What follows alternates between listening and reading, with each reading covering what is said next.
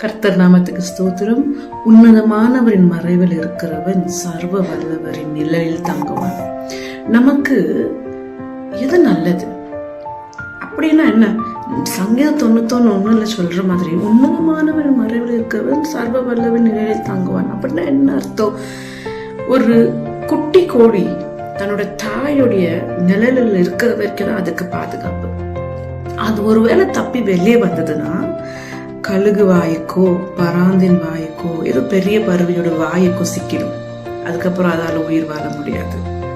நாம பிதாவின் நிழலில் அவருடைய ரெக்கைக்குள்ள போர்வைக்குள்ள இருக்கிற வரைக்கும் தான் நமக்கு பாதுகாப்பு.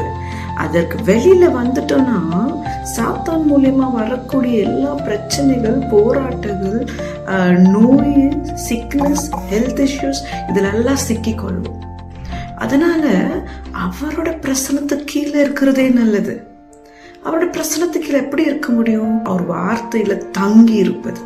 ஒரு வார்த்தைக்குள் நம்ம தங்கி நிலைத்து இருக்கும்போது அதுதான் நமக்கு சர்வ வல்லவர் நிழல்.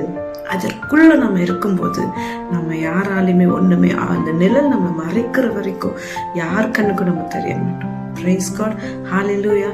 இன்றைக்கு கர்த்தருடைய வார்த்தை என்கிற நிழலுக்குள் தரித்திருப்போம். ஆமென்.